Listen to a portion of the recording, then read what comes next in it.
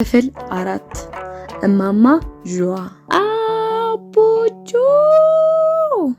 ይላሉ። ከቤታችን ፊት ለፊት ያለ ባለ ግንብ አጥር ቤታቸውን የብረት በር ገርበብ አድርገው አቤት እማማ ዥዋ እላለሁ። ሁልጊዜም ሲጠሩኝ ስለምጮህ እናቴ ትበሳጫለች። የእርሳቸውን ጥሪ ሳትሰማ ድንገት እኔ ስጮህ ደንግጣ በቁም ለቀቀችውን የሸክላ ሳህን ተንኮታኩቶ ያውቃል። ብዙ ጊዜ ሲጠሩ ወጣ ብለ አቤት በል ሰው ጆሮ ግንድ ስር አታምባርቅ እያለች በቁጣ ብትመክረኝም እማማ ዥዋ ስጠራኝ ግን ምክሯን ረስቼ መጮዬን ልቆጣጠረው አልቻልኩም። መጮ ብቻ አይደለም፣ የቤት ስራ እየሰራው ከሆነ እስክርቢቶና ደብተሬን እየበላውም ከነበር ያዘጋጀሁትን ጉርሻ ከእጄ ላይ እርግፍ አድርጌ ወደ ቤታቸው ሮጣለሁ። እናቴ ታዲያ ሆ ወታደርም እንዲህ በተጠንቀቅ አይቆም ትላለች። በርሬ ሂጄ አቤት እማማ ዥዋ እላለሁ። በህፃንነቴ ያንዣቦ የሚል ስማቸውን አልያዝልኝ ብሎ ዥዋ አልኳቸው። ካደኩም በኋላ ዥዋ ብያቸው ቀረው። ናማ ቶሎ በል ወሞ ገዝተህልኝና ቱ ይቺ ምራቅ ሳትደርቅ የአባባ ጃንሆይን ታሪክ ከነገሩኝ ነዋ። ናዝም ብለህ ሂድ ወተፈና የጃንሆይ ታሪክ ለማንም ተላላኪ የሚሰጥ ድርጎ አረከው እንዴ? ሻይና ዳቦ ካገኘ ምን አነሰ? ለባሪያ ነብስ አባት ዲያቆን ምን አነሰው አሉ። ሆ ግዛ ያሉኝን ኦሞ የተባለ የዱቄት ሳሙና ለመግዛት ወደ ዘመናዊ ሱቅ ቁልቁል እበራለሁ። ዘመናዊ ማርዬ ዘመናዊ ገበያ ለመሳብ አጉል ወሬና ሽንገላ ስለምታበዛ ብትሰለቸኝም ሱቋ ግን ትልቅና በብዙ መብራት የተንቆጠቆጠ ስለሆነ ደስ ይለኛል። በነጭ ፍሎረሰንት አምፖሎች የተንቆጠቆጡና በተንሸራታች መስታወት የሚዘጉት መደርደሪያዎች የተለያዩ ቀለማት ካላቸው የሱቅ ዕቃዎች ጋር ተደምረው ተልኬ በሄድኩ ቁጥር ከሱቁ ውጣ አይለኝም። በዚያ ላይ ዘመናዊ ራሷ ዘናጭ የ25 ዓመት ሴት ነበረች። እንደ ቀልድ 25 ሞላኝ ስትል ሰምቻታለሁ። የምትቀባው ሽቶ ብቻ በመንገድ የሚያልፍ ሰው የሚጠራ ሲበዛ ንጹህ ሴት። በተለይ ጣቶቿ ሸቀጣ ሸቀጥ መሃል እየዋለች እንዴት ጣቶቿ እንደዚህ ንጹህና የሚያንጸባርቁ እንደሚሆኑ ይገርመኛል። ደግሞ ሱቁ ውስጥ የምትናገረውን ነገር ሁሉ አልወደውም። ደግሞ ሱቁ ውስጥ ሁልጊዜ ደስ የሚሉ ሙዚቃዎች ይከፈታሉ። ራሷ ዘመናዊ ድምጿ ደስ ይላል። ሳቋና የምትናገረው ነገር ግን አልወደውም። በተለይ ሳቋን። አንዳንዴ ታዲያ ድምጹ የሚሸከው አማርኛ አስተማሪዎችን የምታወራልን አጓጊ ተራቶች በዚያ ዘመናዊ በተባለች ባለሱቅ ድምጽ ቢተረክ እያልኩ አስባለሁ። ገና ወደ ሱቁ ስገባ አቡቹ ማሬ ምን ልሽጥሽ አለችኝ። የአፏ መብለጥለጥ ይደክመኛል። በተለይ አንቺ እያሉ የሚያናግሩኝ ሰዎች ጤነኛ አይመስሉኝም። እንዲህ አይነት ሰዎች ጠበል ቢወሰዱ ይህ ነገራቸው 7 ጊዜ ጮሆ የሚወጣ አጋንንት ነው የሚመስለኝ።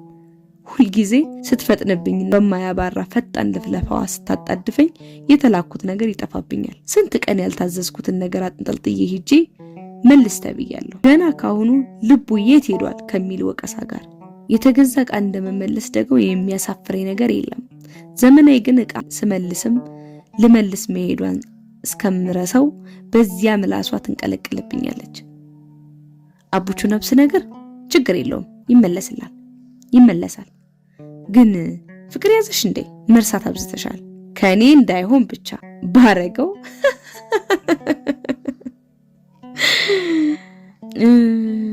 ኦሞስጭኝ አልኳት። የጨበጥኳትን ብር ባንኮኒዋ መስታወት ላይ እያስቀመጥኩ ይሰጣሃላ እንደሱማ በግንባራ አታየኝም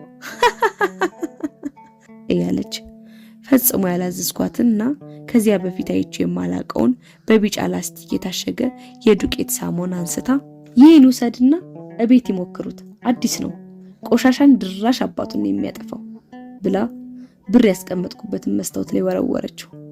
ተሽከርክሮ ፊቴ ሲደርስ ቆመ። ዕቃዎችን ከርቆሮሮ ደንበኞቿ ፊት ባለው መስታወት ላይ ማሽከርከርን እንደሆነ አራዳነት ነው የሚታየው። አንዳንዴ ዕቃ ልታወርድ ከተንጠለጠለችበት መሰላል ላይ እንደቆመች ገዢው የፈለገውን ዕቃ ወርውራ መስታወቱ መሃል ላይ ቁጭ ታደርገዋለች። በእርግጥ እኔም ቤታችን መሃል ላስቲክ ለብሳ የምትቀመጥ የምግብ ጠረጴዛ ላይ ዕቃ እየወረወርኩ ዘመናዊ እንደምታደርገው ተሽከርክሮ እንዲቆም ለማድረግ ብዙ ጊዜ ሞክሬያለሁ። ግን አሪፍ ለመሆን ብዬ አይደለም፣ በቃ እንዲሁ ለመሞከር። አንድም ጊዜ ግን የመወረወረው ዕቃ ተረጋግቶ ጠረጴዛው ላይ ቆሞልኝ አያውቅም። ተምዘግዝጎ መሬት ላይ ይወድቃል። ምናልባት የጠረጴዛችን እግሮች ጤነኛ ስላልሆኑና አንድ ወደ ሰሜን አንድ ወደ ደቡብ ትንሽ ዘመም ስለምትል ይሆናል። አይ ኦሞ ነው የተባልኩት፣ ኦሞ ስጪኝ አልኳት የምፈልገው የዱቄት ሳሙና ወደ ተደረደረበት እየጠቆምኩ። ወይ ይሄኛውን ውሰድላት፣ ዋጋው እኩል ነው፣ ኦሞ እኮ ፋሽኑ አልፎበታል አቡቹዬ እያለች ሌላ ድርፍጭ ያለ ካርቶን ከመደርደሪያው ላይ አወረደች። የመወርወር ትርኢቷን ሳታሳይ በፊት በብስጭት መስታወቱ ላይ ያስቀመጥኩትን ብር አፈፍ አድርጌ ሱቋን ትቼላት በሩጫ ወጣሁ። ከኋላዬ ደጋግማ ስትጠራኝ እሰማታለሁ። በሷ አልህ ኦሞ ያለው እሷ ሱቅ ብቻ መስሏት ነው እንዴ እያልኩ ወለሌ ወደሚባለው በበሩ እንኳን ሳልፍ ወደሚቀፋኝ ሱቅ ተጣደፍኩ። ነገረ ወለኔ። እውነቱን ለመናገር ይህን ወለኔ የሚባል ሱቅ እንኳን ውስጡ ገብቼ እንዲሁ በዛ በኩል እያለፍኩ ሳየው ራሱ የምቆሸሽ ነው የሚመስለኝ። እዚህ ሱቅ በረንዳ ላይ ናፍጣ ስለሚሸጥ ከሁሉም ነገር ቀድሞ የሚቀረና ሽታ ነው ከበር ላይ የሚቀበለው። የዚያ ቤት ዕቃ ሁሉ ጋዝ ይሸታል። በውጭ የጭቃ ግድግዳ ላይ ምንትስ አለ የሚሉና በተለያዩ ቀለማት በወልገድጋዳ የእጅ ጽሑፎች የተጻፉ ብዙ ማስታወቂያዎች ተለጥፈዋል። ማስታወቂያዎቹ ያስቃሉ። የአይጥ መርዝ አለ፣ የአይጥ ወጥመድ አለ፣ አይጥ የማይበለው የእህል ጆንያ አለ። ደግሞ ይህ ምንድነው? አይጥ አለ ብሎ መለጠፍ ነው የቀራቸው። መኖርም አለበት። ይህን ሁሉ አይጥ ነክ ነገር በምን ሞክረው ለገበያ ያቀረቡት ታዲያ? የተነጠረ ቅቤ አለ፣ ትንባሆ አለ፣ የኑግ ዘይት አለ፣ አንጋዳ አለ። ከትልቅ የቆሸሸ ሰማያዊ በርሚል እየቀነሱ የሚሸጡት የኑግ ዘይት እዚያና እዚህ ተነካክቶ ከመደርደሪያው እስከ ሱቁ ወለል ድረስ ወዛም እድፍ ተለድፎ አጠቋቁሮታል። ሁል ጊዜ ደግሞ እዚያ ሱቅ የሚነጠር ቅቤ ይሸተኛል። ሱቁ የናፍጣ፣ የዕጣን፣ የቅቤና የሲጋራ ሽታ ተቀላቅሎበት የሚያቀለሸልሽ ስሜት ይፈጥራል። ደግሞ የት እንደተቀመጠች የማትታይ ሬዲዮ እዚህ ሱቅ በገባው ቁጥር የሚል ድምጽ ጋር የተቀላቀለ ዜና ስትሰማ ነው የምደርሰው። ብዙ ጊዜ የዚህ ሱቅ ደንበኞች በወረቀት የሚጠቀለል ነገር የሚያጨሱ የገጠር ሰዎች ናቸው። ለዚያም ሳይሆን አይቀርም በተለይ ጠዋት ፊት ለፊት የበረንዳው ቋሚ እንጨት ላይ ታስሮ የሚቆም የዝንብ ሰርገኛ የሚጨፍርበት ገጣ ባህያ በሩ ላይ አይጠፋም። ቢሆንም እንደ ዘመናዊ በአጉል አራዳነትና አብረቅራቂ ውበት ታጅቦ ያልፈለጉትን አስገድዶ ከሚያስገዛ ብልጣብልጥ ይልቅ ቃል ሳይተነፍስ የጠየቁትን የሚሰጠው የዚህ ሱቅ ባለቤት ይሻላል። ስሙ አይያዝልኝም፣ ምናልባትም ከመጀመሪያው አላውቀውም ይሆናል። ሱቁ በልም ዘይት ቤቱ ነው የሚባለው። ጮህ ብዬ ባለ ሱቅ ኦሞ አለ አልኩ። ከውጭ ስገባ ውስጡ ጨለማ ሆኖብኝ ስለነበር ሰውየው አጠገቤ ቆሞ እንደነበር እንኳን አላየሁትም። ያንን በሚያክል በመዓት ኮተት የተሞላ ሱቅ ውስጥ አንዲት ፍዝዝ ያለችና እንደ ሰካራም ዓይን የቀላች ዙሪያዋን የሸረሪት ድር የከበባት አምፖል ብቻ ናት ያለችው።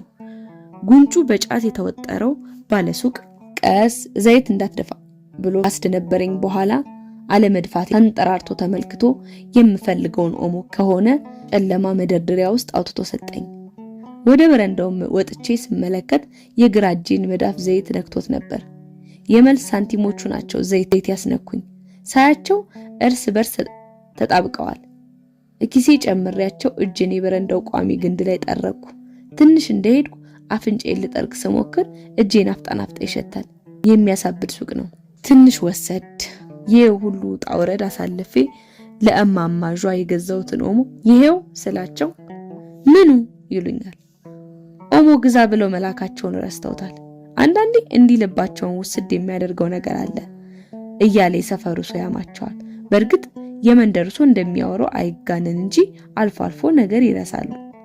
ይሄ ደግሞ ማንም ሰው ሊያጋጥመው የሚችል ነገር ነው። እኔ ራሴ ብዙ ነገር ረሳ የለ እንዴ? ስንት ጊዜ ነው እናቴ ጠብቅ ብላኝ የረሳሁት? እናቴ ጣደ ነገር ጠብቅ ብላኝ የረሳሁት?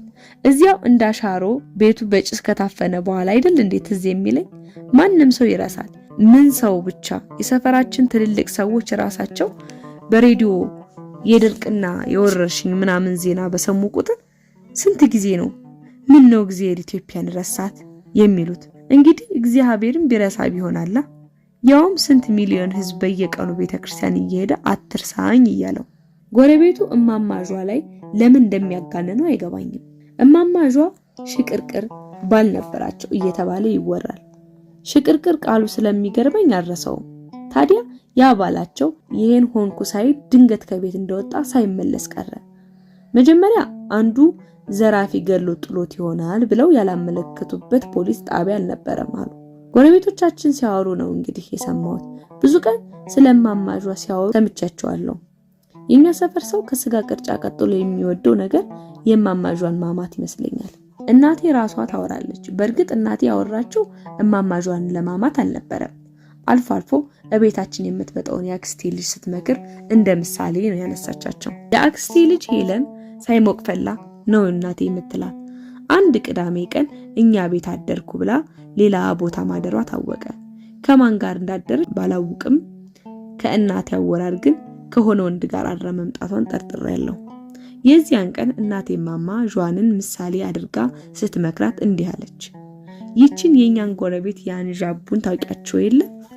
ይኸውልሽ እሳቸው እንዲነካ አድርጓቸው የቀሩት በወንድ ነው ካለሽ በኋላ እማማጇ ለባላቸው ያደረጉለትን ውለታ ከአመድ አንስተው ሰው እንዳደረጉት በህልሙ እንኳን አይቶት የማያውቀው ኑሮ እንዳሳዩት ብዙ ነገር እንዳደረጉለት አውርታ በቁጭት እንዲህ አለች።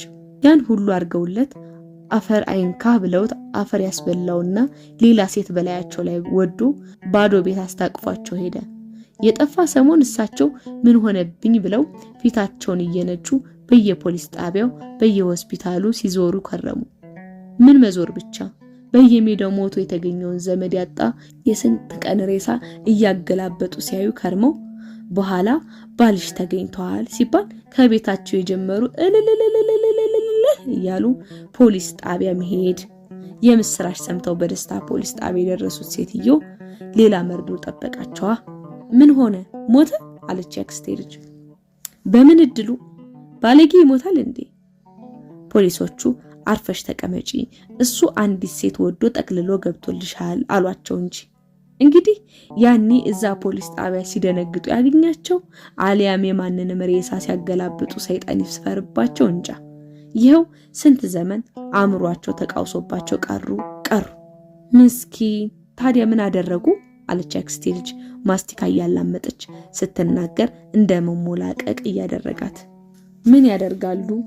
እየፈነጠዙ የሄዱት ሴትዮ የመንደሩን አይን ለማየት ተሸማቀው ጥፍር አክለው ወደ ቤታቸው ተመለሱ።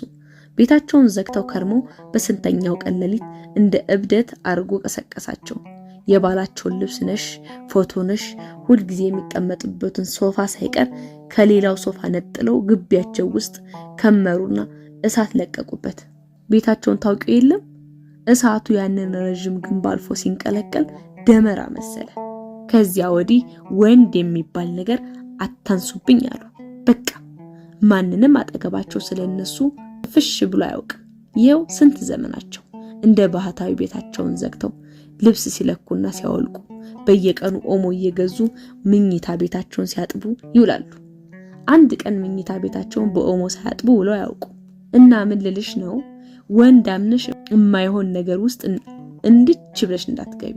እንኳን ባዶ እጅሽን እየተወዘወሽ ቤታቸው ሄደሽ ቀርቶ ወንዶች ከየትም አንስተው ወርቅ ላይ ቢያስተኟቸው ልባቸው የማያርፍ ሰላቢዎች ናቸው አለች። የመጨረሻዋ ስድብ አባቴ ላይ ያነጣጠረች መሆኗን ከልምድ አውቃታለሁ። እናቴ ሰላቢ የሚል ቃል የምትጠቀመው እኔም በወለደች በ2 ዓመቷ የፈታትን አባቴን ስታነሳ ነው። ለፍቻቸው ዋናው መንስኤ የአባቴ ቤተሰቦች ልጁ ምኑም አንተን አይመስልም ብለውት ነው አሉ። ታዲያ የአባቴን ፎቶ ባየው ቁጥር እንኳንም እሱን ያልመሰልኩ እላለሁ። ሰው ልጅ እንደኔ መልከ ጥፉ ካልሆነ ብሎ እንዴት ሚስቱን ይፈታል? ይህ የማማጇ ታሪክ እኔንም ባይስኪ መጣ አሳዘነኝ እንጂ ላክስቴ ልጅ እንደሆነ ምንም አልጠቀማት። እንደ ቆንጆ የሬዲዮ ትረካ ማስቲካዋን እያላመጠች ይህንን ሁሉ የክደት ታሪክ በኮመኮመሽ ልክ በ15ኛው ቀን ከአንድ ጉጉት የመሰለ ልጅ ጋር እናቴ ናት ያለችው ተያይዛ ጠፋች። እንደውም አብረው መኖር መጀመራቸውን ለእናቴ ደውላ ነገረቻት። አክስቴ በሷ ምክንያት ታማ ስንት ወር ጠበል ዞራለች። በአመቱ የአክስቴ ልጅ ሄለን ፊቷ ባብጦ የግራ ክንዷ ተሰብሮ ወደ ጤና ጣቢያ የምትመጣ ይመስል እየተንከረፈፈች እቤታችን መጣች። በትንሽ ትልቁ መቅናት ነው፣ መደብደብ ነው። ነጋ ጠባ በጥፊ ጆሮ ግንዴን እየጠረቀመኝ የወቀኝ ጆሮዬን ያዝ ያደርገኝ ጀምሯል ብላ ተነፋረቀች። እናቴ ታዲያ እሱን እንኳን ድሮም ጆሮሽ ምክር አይሰማ፣ ዋናው ነገር እንኳን ነፍስሽ ተረፈ ብላ ተቀበለቻት። ምስኪን የአክስቴ ልጅ እንደማማጇ አቃጥላ እልኋን የምትወጣበት ልብስ እንኳን ሳይሰጣት ተከትለው የሄደችው ወንድ ቀጥቅጦ መለመላዋን አባረራት። እናቴ ለወንዶች ባላት ጥላቻ ላይ የአንድ ሰላቢ ወንድ ታሪክ ተጨመረላት። ታዲያ አንዳንዴ ከአክስቴ ጋር እያወሩ እናቴ ያ ሰላቢ ስትል የትኛው ትላለች አክስቴ። አክስቴም ትንሽ ወሰድ ያደርጋታል ከፈረሱ አፍ። አንዳንዴ ይህን የማማጇ ታሪክ እናቴ የአክስቴ ልጅ ለማስፈራራት የፈጠረችው ቢሆንስ እያልኩ መጠራጠሪ አልቀረም። በእርግጥ የኦሞ ታሪክ እውነት ነበር። በየቀኑ ከሱቅ የምገዛው እኔ ራሴ ስለነበርኩ ለዚህ ምስክር ነኝ። የተጠራጠርኩት በባላቸው አጠፋፍ ላይ ነበር። ምክንያቱም ከብዙ ጊዜ በኋላ ራሳቸው እማማጇ ፈጽሞ እናቴ ካወራቸው የተለየ ታሪክ ሲያወሩ ስለሰማው ነበር። ዞሮ እናቴም ሆነች እማማጇ አሊያም ጎረቤቱ የሚስማሙበት ነገር ሴትዮዋ ባላቸው ሄደ መጣ ምንም አልጎደለባቸውም። ራሳቸውም እኔ አንዣቡ ምን ጎደለብኝ ባቄላ አለቀ ምን ቀለላሉ እያሉ ከፍ ባለ ኩራት ይናገራሉ። ኩራትን መቼም እሳቸው ይኩራት። አንድ እሁድ ቀን ታዲያ እማማጇ ታጥቦ የተከመረ ልብስ እያዘጋጁ እግረ መንገዳቸውን ብዙ ጊዜ ጀምረው ያቋረጡትን የአባባ ጃንሆይን ታሪክ ያወሩልኛል። እኔም ከስራቸው እየተከተልኩ አዳምጣለሁ። እያወሩ እየተከተልኳቸው ኦሞ ወደሚሸተው ምኝታ ክፍላቸው ተከታትለን ገባን። በወሬ መሃል የታጠፈ ልብስ ሊያስገቡ በልብስ ከተሞላው ትልቅ የድሮ ቁም ሳጥናቸው ጋር ሲታገሉ ድንገት ከላይኛው መደርደሪያ ከልብሶቹ የሆነ ነገር ዱብ ብሎ ወደቀ። በብራማ የብረት ከፈፍ የተከበበ የእንቁላል ቅርጽ ያለው ባለ ጥቁርና ነጭ ጉርድ ፎቶግራፍ ነበር። የሆነ ጎፈሬ ሰውዬ ፎቶ። እማማጇ ቤት ስዕልም ይሁን ፎቶ የሚባል ነገር ለምልክት እንኳን ስላልነበረ እንደ ተአምር ከሰማይ የወረደ ነበር ይመስለኝ። የተሸከሙትን ልብስ አልጋቸው ላይ ወርውረው ፎቶን ሊያነሱ ሲደነባበሩ ቀድሚያቸው አፈፍ አድርጌ እንዳነሳሁት ከእጄ ነጥቀው ቁም ሳጥኑ ውስጥ ልብስ መሃል ፈልፍለው ቀበሩትና ያጣጠፉትን ልብስ ሁሉ ሳያስገቡ ቁም ሳጥኑን ቆለፉት። የማን ነው ፎቶ አልኳቸው። የቱ? ቁም ሳጥኑ ውስጥ ያስገቡት ፎቶ? እሱማ የሞተው አጎቴ ነው ብለው ኮስተራሉ። ምን ሆኖ ነው የሞተው? አላርፍ ብሎ ምን የመሰለ ንጉስ ፈረሱን እቤት አስሮ አንዲት በቅሎ ሲጋልብ ይዛው ገደል ገባች። በቅሎ ታውቃለህ ብለው ጠየቁኝና መልሴንም ሳይጠብቁ ተያይዘው አመድ ሆኑ። አመድ ንፋስ አበነናቸው። ብን ብለው በአራት ጣታቸው የታችኛውን ከንፈራቸውን ከታች ወደ ላይ መንጨር አደረጉት። አጥንታቸውና አመዳቸው ካልተገኘ አጎቶትና ፈረሳቸው ሞታቸውን በምን አወቁ? ፈረስ አላልኩ እያጣራህ አድምጥ። በቅሎ በረጅሙ ተንፍሰው ዝም አሉ። የሚሰሩት ግራ እንደገባቸው አይነት ጸጉራቸውን እንደማከክ ያደረጉ ምኝታ ቤታቸውን ኮስተር ብለው ዙሪያውን ቀኙትና በረጅሙ ተንፍሰው ከዚያ በፊት ሲያወሩኝ የነበሩን የአባባ ጃንሆይንም ወሬ ሳይጨርሱልኝ አቡቹ ራሴና መማርጎኛል ጋደም ልበል ሂድ ብለው ወደ አልጋቸው ሄዱ። እኔም የጓጓሁለት ታሪክ በመቋረጡ ቅር እያለኝ ወደ ቤት ያዘገምኩ። 2 ቀን ሙሉ ጠርተው ኦሙ ግዛ ሳይሉኝ ጎረቤትን ቡና ሲጠራቸው ሳይሄዱ ቤታቸውን ዘግተው ጠፉ። ተነሳባቸው ተባለ። በ3ኛው ቀን ግን በሐበሻ ቀሚስ ሸክ ብለው ዘንጠው የወርቅ አምባርና ሀብላቸውን ከትልልቅ የጆሮ ጉትቻ ጋር እያንቦገቦጉ ብቅ አሉ። የሆነ ቦታ ሊሄዱ መስሎኝ ነበር፣ ግን እንደዚያ ዘንጠው የትም አልሄዱ። ዝም ብለው ይወጡና የግቢውን የብረት በርገር በብ አድርገው ዙሪያውን ቃኝተው መልሰው ይገባሉ። እቤታቸው ይገቡና ተመልሰው ይወጣሉ። በመጨረሻ ቀጥ ብለው እኛ ቤት መጡ። እናቴን ሰላም ሳይሏት እስቲ ቆንጆ ቡና አፍሊ አቡቹ ናማ ቡና ግዛ ብለው ከምታምር ቦርሳቸው ውስጥ ድፍን 5 ብር አውጥተው ሰጡ። ወደ ዘመናዊ ሱቅ በረር። አቡቹ ነፍሲ ማታ የገባ የጅማ ቡና አለ ብላ በዜማ አቦል ጀባብላ ቡናዋን በቀምሰው እግሬ ወደ ጅማ እሱ ሳመላለሰው ስትዘፍን ድምጿ ያምራል። ዳቦና ሻይን ተገን በማድረግ የእኔ ይለይ እንጂ እማማ ያንዣቡን የመንደሩ ልጆች ሁሉ እንደ ነፍሳችን ነው የምንወዳቸው። ቤታቸው ሻይ አይጠፋም። ልከውን ስንመለስ ዳቦ በሻይ የማይቀር ሐቃችን ነበር። እስካሁንም ድረስ መስሪያ ቤቶች ውስጥ ተላላኪ የሚባሉ ሰዎች ደሞዛቸው ዳቦ በሻይ የሚመስለኝ ለዚያ ነው መሰለኝ። ያኔ በሬዲዮ ተላላኪዎች ሀገር ለማፍረስ ምናምን ሲባል ምን አይነት ሀገር ናት በዳቦና በሻይ የምትፈርስ እያልኩ አስብ ነበር። እማማ ጇ ምንም እንኳን አፈ ታሪክ ከሚመስል ታሪካቸው ጋር በብቸኝነት ይኑሩ እንጂ ኩራታቸውና ለራሳቸው ያላቸው ክብር በድፍን መንደሩ የታወቀላቸው ሴት ናቸው። ሳውቃቸው ጀምሮ ቋሚ ሰራተኛ እንኳን ኖሯቸው አያውቅም። ከበድ ያለ ስራ ሲገጥሟቸው የቀን ሰራተኛስ ቀጥረው ያሰራሉ። ዘመድ ጓደኛ የሚባል ነገር እቤታቸው ሲመጣ አላይም። እንደዚያም ሆኖ ተነስቶባቸዋል ከሚባሉባቸውና ቤታቸውን ዘጋግተው ከሚቀመጡባቸው ቀናት ውጪ ትልቁ የግቢያቸው በር ከጧት ጀምሮ እስከ ምሽቱ 2 ሰዓት እንዲሁ ከመዝጋት ውጪ ተቆልፎ አያውቅም። ብዙ ጊዜ ታዲያ እናቴ በራቸውን እንዲቆልፉ ትመክራቸዋለች። አንዱ ይሄን ወርቆን ያየ ሌባ ዘለ ይገባባል ያንዣቡ እያለች አያንቺ ሌባው ገብቶ ከወጣ ወዲያ ብለው ንግግራቸውን ሳይጨርሱት አንጠልጥለው ይተውታል። ሌላ ጊዜ ምኝታ ቤታቸው እያጠቡ ድክም ብሏቸው እናት ያገኘቻቸውና ያንዣቡ እንዲው አንዲት ልጅ እግር የዘመድም ልጅ ብትሆን ለምን አታስመጡ? ማነጋገሩስ ቢሆን ቀላል ነው እንዴ አለቻቸው። እዲያ እኔ ያንዣቡ የማንንም መገርና ማምጥቼ እሷን ላንዝፍዝፍ እንዴ? ጥጋብ አይችሉም ልጄ። ገና የተረከዛቸውን ንቃቅት ሳይገጥም አፋቸውን ይከፍታሉ። ምን ዘመድ አለ የጨዋው ልጅ ሁሉ አልቆ ብለው በማናናቅ እጃቸውን አወናጨፉት። ሲያጥቡና ሲያስተካክሉ የሚውሉት የሀበሻ ቀሚሳቸው ቢቆጠር አያልቅም። በወርቃማ ክር የተለጠፈ ጥቁር ካባ ሳይቀር ቁም ሳጥናቸው ውስጥ አይቻለሁ። ሲለብሱት ግን አይቻቸው አላውቅም። ያንገታቸው የወርቅ ሐብል ከጉብጉቡ ልብ ያስደነግጣል። የጆሮአቸው ወርቅ አድርገውት ሲወጡ ጆሮአቸው ላይ የበቀለ የኮረዳጡት ነው የሚያክለው። በተለይ ጉዳይ ኖሯቸው ወጣ ያሉ ቀን ቀይ ገላቸው ላይ የወርቅ ጌጣጌጦች ለጉድ ይንቦቀቦቃሉ። ብዙ ጊዜ የሚወጡት የቤት ኪራይ ለመቀበል ነው።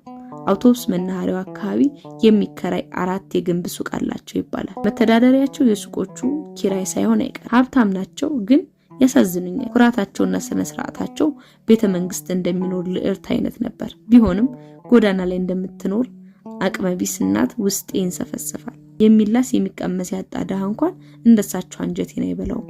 እናቴን ጨምሮ ጎረቤት ሁሉ ለዚያችን ለሚሰጡኝ ሻይ ዳቦ ስል ከስራቸው የምሮጥ ይመስላቸዋል። እንደማማጇ አይሆን እንጂ እኔም ኩሩ ነኝ።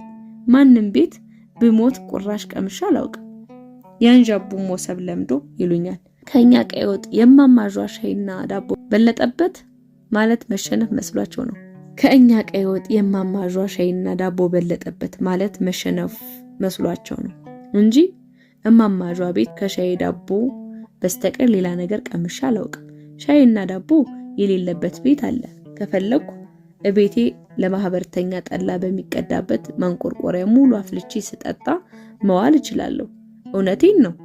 እናቴ በሌላው ነገር ነጭናጫ ትሁን እንጂ ለሚበላን ለሚጠጣ ነገር እያፈስኩ በበትነው ግድ የሚሰጣት ሴት አይደለችም። ሻይ በዳቦን ተገን ያደረገ ለራሴም የማይገባኝ ሐዘን ነፍሴን በረጅም ክር አስሮ ወደዚያ ግቢ ስባታል።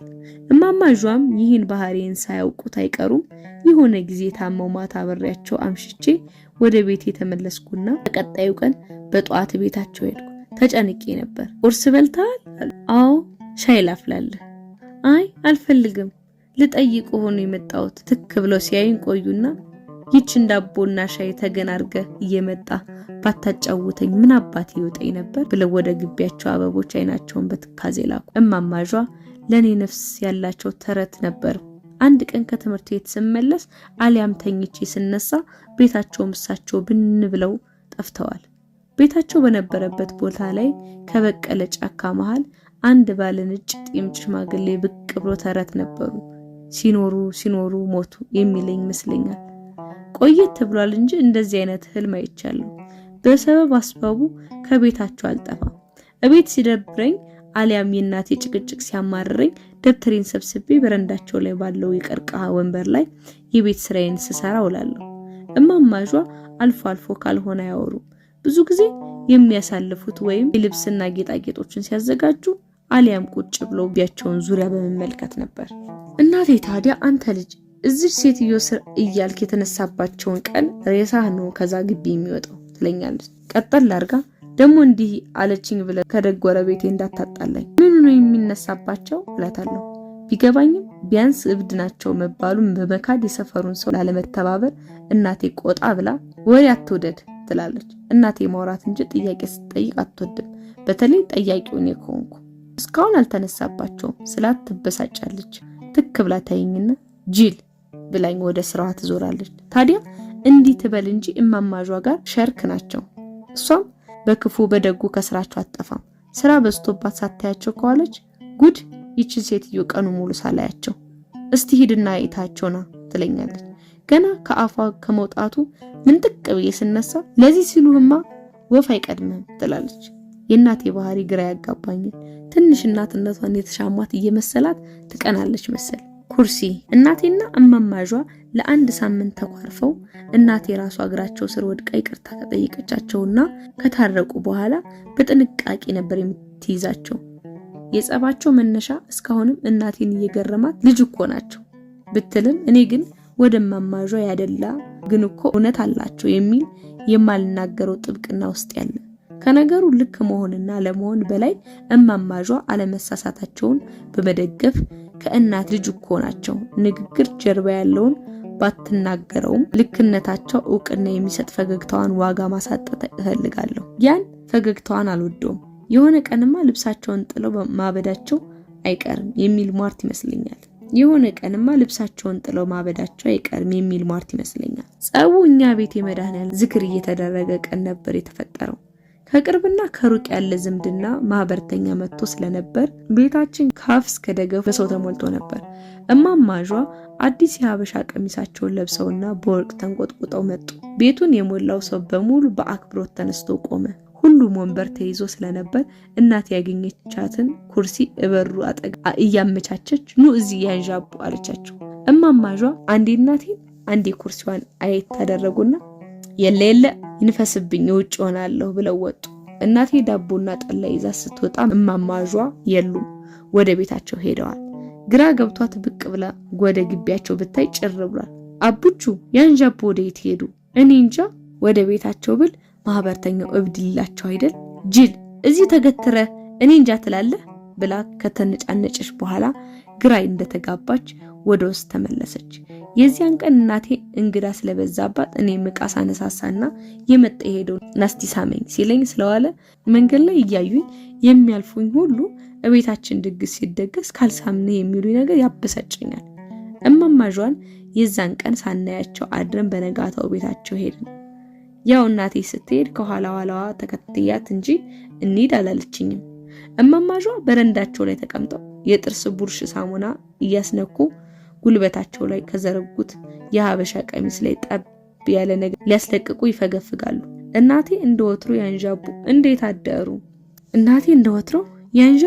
እንዴት አደሩ ብትላቸው ጠርዝዝ ብለው ይመስገነው አሉና ተቀመጭም ሳይሏት ልብሱን መፈግፈጋቸው ቀጠሉ። እናቴ ግራ ገብቷት ትንሽ ቆመችና እንዴት አደሩ ልበለው ብዬ ነው ወደ ኋላ ብቅ እላለሁ ያደረ እንግዳ አለብኝ ብላ ስትወጣ አትድከሚ እንግዶችሽን ሸኝ ብላ ኮስተራል። እናቴ ግንባሯን ቆዳ ወደ ላይ ሰብሰብ አድርጋ ወደ ቤት ተመለሰች። አውቃለሁ በውስጧ ዛሬ ተነስቶባቸዋል እንደምትል። ከደቂቃዎች በኋላ አቀርቅረው ሲፈገፍጉ ከቆዩበት ድንገት ቀና ቢሉ እፊታቸው ቆሜያለሁ እያሱ ድረስ ብለው ቡርሹን ጣሉት። እኔም በድንጋጤ ነበርኩ። አቡቹ ምን ነው አለሁማ አይባልም እንዴ? በድንጋጤ ግጥም ብል ምን ተጠቀማለህ እንጂ ብለው ደጋግሞ አማተቡና ወዲያው ከትከት ብለው ሳቁ። ናቁጭ በልዚህ ምን ይገትራል አለው። አለሁ ይባላል ወይ ጉሮሮህን ማለት እንዲያ ነበር ደንቡ። ክስት ሰይጣን ይመስል ሆ አጠገባቸው ሄጄ ረጅሙ ባለ መደገፊያ የቀርቀሃ አግዳሚ ላይ እግሬን አንጠልጥቄ ተቀመጥኩ። ትንሽ ዝም ብለው ወደ በሩ ሲመለከቱ ቆዩና ልክ የሌላ ሰው እናት እንደሚያሙ ሁሉ እናቴን ያሙልኝ ጀመር። አያት ይችን እናትን አወኩሽ ናኩሽ እኮ ነው። እኔ ያንዣቡ ጠሪ አክባሪ ብዬ ጠበል ሄድኩ እንጂ በእንተ ስመ ለማርያም ብዬ ቁራሽ ፍለጋ ሄድኩ መሰላት እንዴ? በተከበርኩ በታፈርኩበት መንደር ኩርሲያን ከርፈፋ እንደውሻ በር ስር ተቀመጪ የምትለኝ ሆ ወዶ አይስቋሉ። ጥንት ገረዶችም ኩርሲ ላይ ተቀመጡ እንኳን እኔ ልጅት ይበለኝ እኔው ነኝ ካለኩዬ ገጥሜ ራሴን ያሰደብኩ። ዝም ብዬ ሰማቸው። ስራቸውንም ወሬያቸውን ቆም አድርገው አየት ታደረጉኝና ምን ይለጉማል ከናት ጋር አብረህ መሰደብ ነው ብለው ተቆጡ። ቁጣቸው ድንገተኛና ምርር ያለ ስለነበር በውስጤ ዛሬ እናቴ ሟርት መድረሱ ነው አልኩ። ከዚህ ቤት ሬሳዬ ረኒ ከማለቴ ሳያስጨርሱኝ እዲያ የቅል ዘሩ አንድ ነው። እኔ ያንዣቡ እንኳን አንድ ቋቁቻም ሀገር ቢያጎረፋ ምን ተዳይ ጃንሆ የወደቁ ዙፋኑ ተንኮተኮተ ብሎ ባላባቱ በላበትን ወጭት እየሰበረ ከዛ መንግስቱ ከሚባል ጥላቢስ ጋር አብሮ አንዴ ወዛደር አንዴ ላባደር እያለ ዘጭ ሲል እኔቱ ልጅት በአደባባይ ደረት የነፍቼ ኃይለ ሥላሴ ይሙት እያልኩ ስምል ነው የኖርኩት። ብረት ያንጠለጠለ ምንደኛ አብዮት ጠባቂ የጃንሆይን ስም በሰማ ቁጥር በስመ አብ እንዳሉበት ሰይጣን በረግግና አይኑን ሲያጉረጠርጥብኝ እንኳን ተርበት ብቻ አላውቅ። ለምን ጨዋ የጨዋ ልጅ በጨዋነት ያደኩ ነኝ። ጨዋ አይበረግግም። የሰው ልጅ ሞቱ ታፈር መግባቱ አይደለም። እሱንማ ደሃውም ባሪያውም ቀጣፊውም ሴት አውሎም ይሞተዋል። የጨዋ ልጅ ሞቱ ክብሩን እንካችሁ ብሎ ሲሰጥ ነው። ይሁን ግድ የለም እንኳን እኔ የሀገሪቱም ክብር በማንም ብጣሻ ተንኮትኩቶ ወድቋል። ንጉሷን የበላች ሀገር ያንዣቡል ልትምር ነበር ድሮስ። አይ ሀገር በሄደችበት እንደኔ ቢጤ ኩርሲ ላይ አስቀምጠው ስንዴና ዘይት የሚረውሩላት አዝኖ መሰለ ሰጪ ቁራሽ እህል እየሰጠ ሙሉ ክብር ይወስዳል። በደጉ ንጉስ ዘመንማ በሄዱበት ዙፋኑ ተዘፍንኖ ምንጣፍ ተነጥፎ መኳንንትና መሳፍንቱን ጎንበስ ቀና ጠብ እርግፍ ብሎ ነበር የሚቀበላቸው። ያ ሁሉ ሽር ጉድ ለአንድ ተፈሪ እንዳይመስልህ። ተፈሪማ ምኑ እንዲሁ እንደኔ ስጋና ደም ነው። ለሀገር ነበር ክብሩ። ንጉስ ራስ ነው። ሁሉም በደረጃው በማዕረጉ ሲሆን ያምራል። ንፍሮ ነው ተቀላቅሎ የሚቀቀል የነፈረ ዘመን ብለው ለረጅም ጊዜ ዝም ብለው ቆዩና አቡቹ አሉ። ባሬ ይመስል ባፍንጫ አታልጎምጉም። አቤት በልበውጉ። አቤት እንደሱ ነው። እርስ በልታል። አይ ቦርሳቸውን ያኖሩበት ጠፍቷቸው ዙሪያቸውን ሲፈልጉ ቆዩና ድንገት ትዝ ሲላቸው የቀሚሳቸውን አንገት ጎትተው ከጡታቸው መሃል ትንሿን የብር መያዣ ቦርሳ መዘዋወጡ። አዳዲስ 2 ብሮች ለይተው ሂድ ዳቦ ገዝተና አሉኝ። ወደ ዘመናዊ ሱቅ በረርኩ። አቡቹ ቆንጆ አዲስ ባለሰሊጥ ዳቦ መጥቷል፣ እንካ በነፃ ልጋብስ ብላ በገዛሁት ዳቦ ላይ ልትመርቅልኝ በብረት መቆንጠጫ ትንቦክ የሚል ዳቦ አነሳች። አይ አልፈልግም ብዬ የገዛሁትን ብቻ አንስቼ ሮጥኩ። ከኋላ ሳቋ ይሰማኛል። የዚህ ልጅ ኩራቱ በፖሊስ እማማጇ ድሮ ለግንቦት ልደታ በግ አሳርደውና ነጭ ልብስ ለብሰው ሰፈሩን ሁሉ ስለሚጋብዙት ግንቦት ልደታ ራሳቸው ያንዣቡ ይመስሉኝ ነበር። ለምን እንደሆነ እንጃ። ከሆነ ዓመት በኋላ ግን መደገሱን እርግፍ አድርገው ተውት። ከቅርብ ጊዜ ወዲህ ደግሞ እንደ በፊቱ መልበስና መዘነጥም ተውት። አልፎ አልፎ ወጣ ሲሉም ቀለል ያለ የፈረንጅ ቀሚስ እንጂ እንደ በፊቱ የሀበሻ ቀሚስ አይለብሱም ነበር። ጎረቤቱ ይህንንም አፈ ታሪክ ከሚመስል ታሪካቸው ጋር አገናኘው። ወሬው ብዙ አይነት ነው። ታዲያ አንድ ቀን ቤታቸው ገብስ ሊወቅት ከመጣ ወዛደር ጋር እያወሩ ወዛደሩን ጠርቸው ያመጣሁት እኔው ነኝ። ሻይና ዳቦዬን ይዤ በረንዳው ላይ ተቀምጫለሁ። ወዛደሩ ገብሱን እንጨት ሙቀጫ ውስጥ እያስገባ በሚገርም ኃይል ይወቅጠዋል። የሙቀጫው ንዝረት በረንዳው ድረስ ዘልቆ ሲሚንቶ ወለል ላይ ያስቀመጥኩት ብርጭቆ ውስጥ የነበረውን ሻይ በቀስታ ያንቀሳቅሰው ነበር።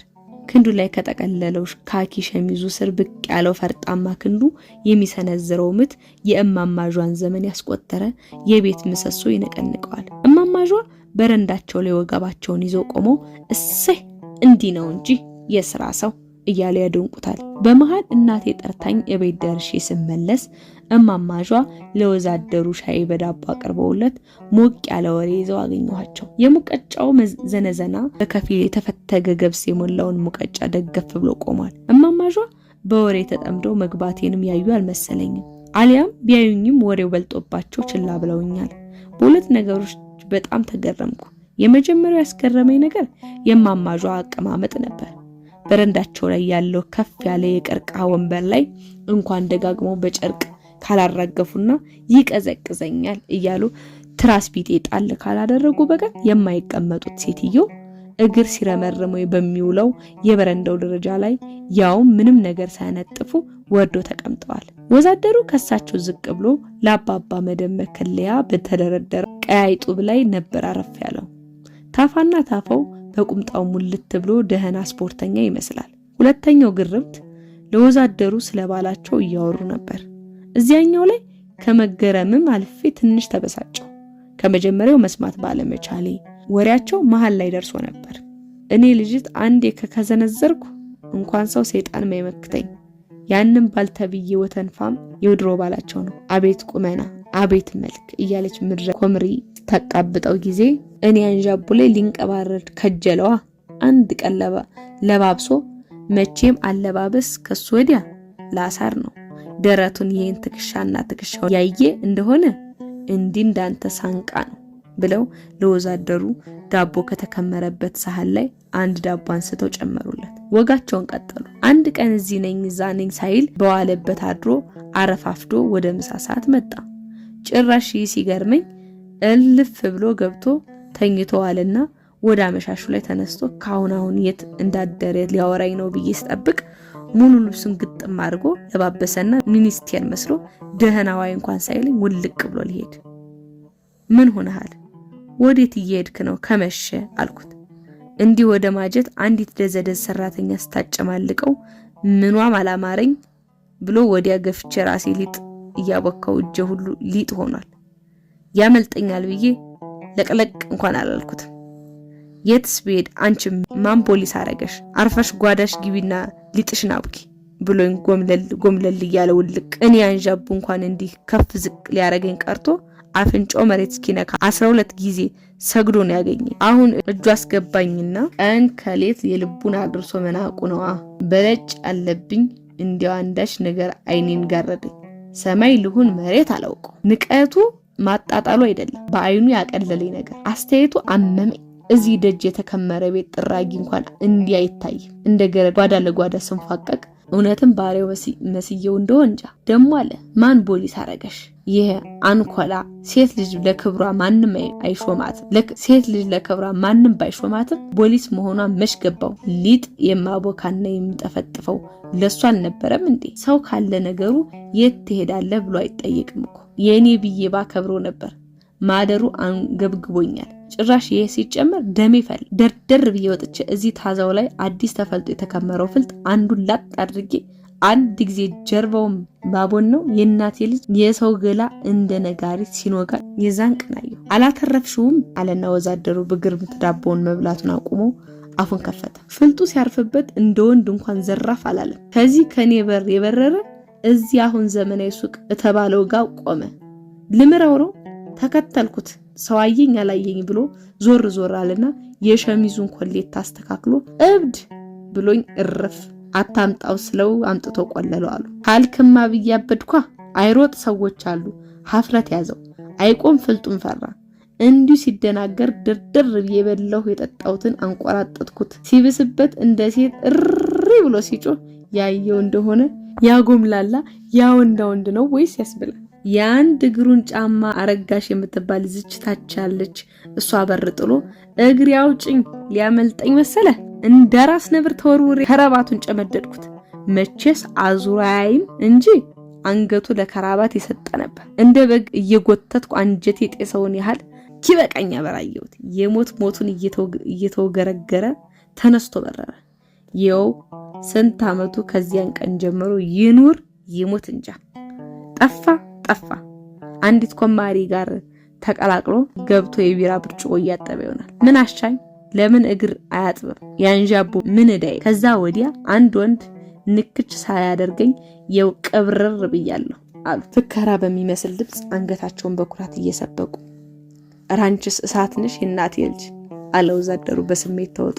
እንዴ ቅድም ገብስ የሚወቅጥበትን ዋጋ ሲነጋገሩ አንቱ እያላል ነበር ያናገራቸው የነበረው። ከምንው አንቻለ ብዬ እየገረመኝ ይህን ሰምቼው የማላውቅ አዲስ ታሪካቸውን እያብሰለሰልኩ ማታ ሁሉ እንቅልፍ አልወስድ ብሎኝ አመሸ።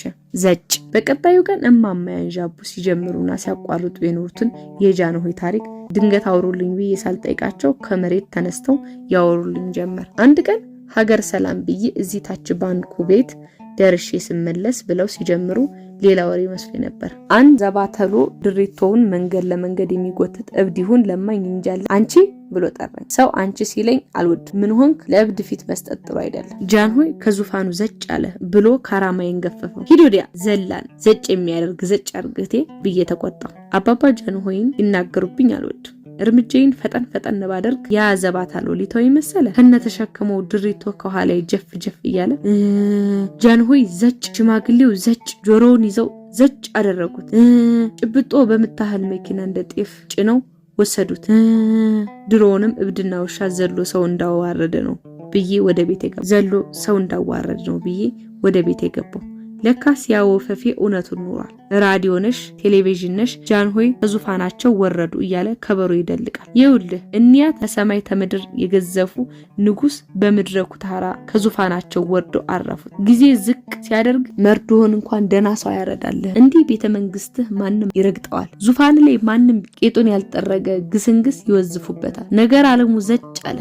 ሀገር ምድሩ ዘጭ።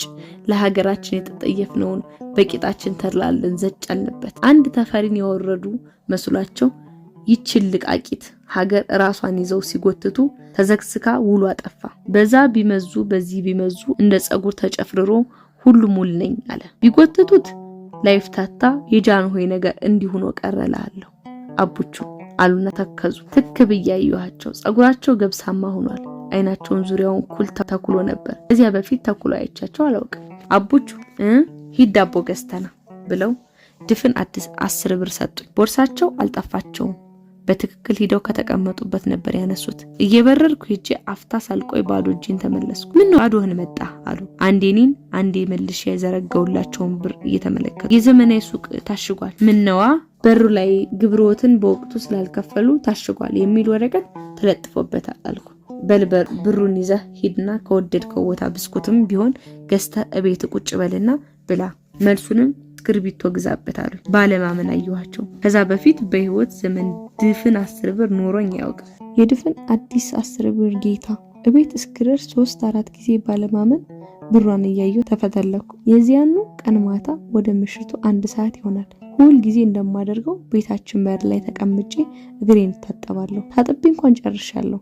የታጠበ እግሬን ቆሻሻ እንዳይነካው አንፈራጥጬ ተቀምጬ እስኪደርቁ ቁጭ ብዬ ጥቁር ሰማይ ላይ የተዘሩትን ከዋክብት አያለሁ። ድንገት አንድ ሰው በጨለማው ውስጥ ከወደታች መጥቶ ወደ ማማጇ ቤት ሲጣደፍ ተመለከትኩ። አይኖቼ ጨለማውን እየሰረሰርኩ ማንነቱን ለመለየት ስታገል ከአንድ ቤት መስኮት በመሽለክ የጨለማው ወሽ መስላ መንገዱ ላይ የተጋደመሽ ብርሃን በእርምጃ ሲሻገር በአንድ የለየሁት ወዛደሩ ነበር። ገብስ ወቃጭ ወዛደር።